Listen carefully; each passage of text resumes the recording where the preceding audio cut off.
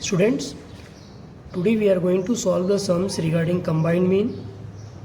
This is illustration number 10 given on page number 79. So let's understand the question. A factory owner knows that the mean monthly production from January to March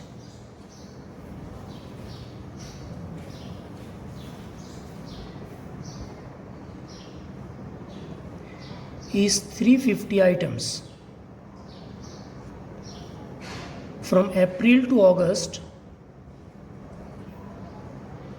it is 254 items. And from September to December, it is 315 items. Find the mean monthly production for that year. Now let's understand what is given in the question. जनवरी से लेके March तक का mean that is average monthly production 350 items है. April से August it is 254 items जो average production है company का. And from September to December it is 315 items. और हमें क्या करना है, we have to find out mean that is average monthly production for that year. पूरे ईयर का एवरेज मंथली प्रोडक्शन फाइंड करना है, पूरे ईयर का. तो यहाँ पे पूरे ईयर को 3 पार्ट में डिवाइड किया हुआ है. जनवरी टू मार्च, अप्रैल टू अगस्त, सितंबर टू दिसंबर, और उनके एवरेज प्रोडक्शन दे के रखा हुआ है. तो हमें 3 पार्ट्स में जो डिवाइड किया हुआ है, तीनों के एवरेज को कंबाइन करके पूरे ईयर का average monthly production find out करना है. मतलब हम क्या करेंगे, एवरेज मंथली प्रोडक्शन जो मंथ वाइज दे के रखा हुआ है 3 पार्ट में, उसको कंबाइन कर रहे हैं. मतलब हमें कंबाइंड मीन फाइंड आउट करना है. सो कंबाइंड मीन फाइंड आउट करने से पहले जो हमारे पास में इंफॉर्मेशन है उसे सिंबल्स में कन्वर्ट कर देते हैं.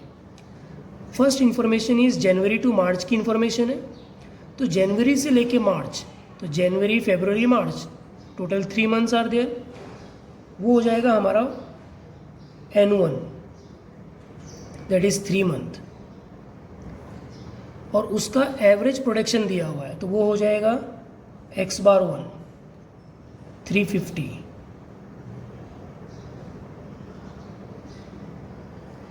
सेकेंड पार्ट जो है अप्रैल से अगस्त, दैट इज सेकेंड क्लासिफिकेशन. तो अप्रैल से अगस्त, तो अप्रैल, मई, जून, जुलाई, अगस्त, तो टोटल कितने हो गए, 5 मंथ्स हो गए. So N2 will be 5, that is second sample 5 month का. और उसका एवरेज प्रोडक्शन है 254 items. So X⁴2 is equal to 254. And last one is that is the third classification, September to December. तो सितंबर से दिसंबर उसे N3 से डिनोट करेंगे. सो N3 विल बी सितंबर से दिसंबर. तो टोटल जो मंथ आ रहेंगे वो 4 मंथ आएंगे. और उसका एवरेज प्रोडक्शन है 315 items. So X⁴3 is equal to 315. तो यहाँ पे टोटल पॉपुलेशन को 3 पार्ट में डिवाइड किया, मतलब पूरे ईयर को 3 पार्ट में डिवाइड किया हुआ है, 3 मंथ्स, 5 मंथ्स एंड 4 मंथ. तो जो हमारा कंबाइंड मीन का जो फॉर्मूला होगा, कंबाइंड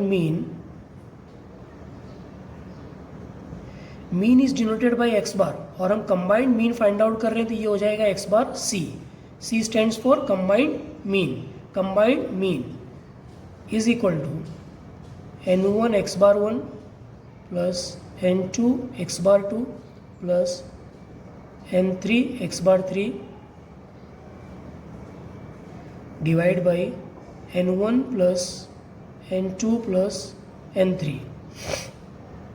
तो यहाँ पे हमारे पास में 3 पार्ट में इंफॉर्मेशन थी, तो जो हमारा फॉर्मूला है वो 3 पार्ट में डिवाइड हुआ है, मतलब 3 पार्ट में कंबाइन हो रहा है यहाँ पे X⁴1, X⁴2, X⁴3. अगर यहाँ पे टोटल पॉपुलेशन 4 पार्ट में डिवाइड होती तो ये फॉर्मूला हमारा आगे एक्सपांड हो जाता, प्लस N4 X⁴4 और डिवाइड में प्लस N4. फॉर एग्जाम्पल अगर ये सिर्फ इंफॉर्मेशन 2 पार्ट में होती, N1 और N2, थर्ड पार्ट नहीं होता N3 वाला, तो हमारा फॉर्मूला क्या बनता, ये फॉर्मूला होता हमारा n1 से लेके n1 x bar 1 plus n2 x bar 2 divided by n1 plus n2. Now let's come to the calculation. Now it's very simple. What we have to do, we have to just put the values. n1 हमें पता है, that is 3, x bar 1 350 plus n2 5, x bar 2 254 plus n3 4 into x bar 3, that is 315, divide में आ जाएगा n1 3, n2 5, n3 4 is equal to, इन दोनों को multiply करेंगे, then और answer will B 1050 plus 5 into 254 1270 plus 4 into 315 that is 1260 divide by 3 plus 5 plus 4, तो total हो गए 12. तो 12 मंथ की इंफॉर्मेशन, तो पूरे ईयर का हम combined average production find out करेंगे. सभी को प्लस करना पड़ेगा, तो प्लस करने के बाद में your answer will be 3580 divide by 12. Divide करने के बाद में as you know you can use calculators. So divide करने के बाद में 298 point, it will be in continuation, ये कंटिन्यू रहेगा 333. तो हम इसे राउंड ऑफ करेंगे approx 298.33. So this is X bar C.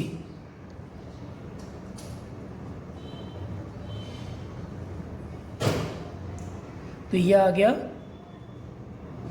Combined, that is average monthly production पूरे ईयर का आ गया. You can write down the statement. thus mean, that is average monthly production for the year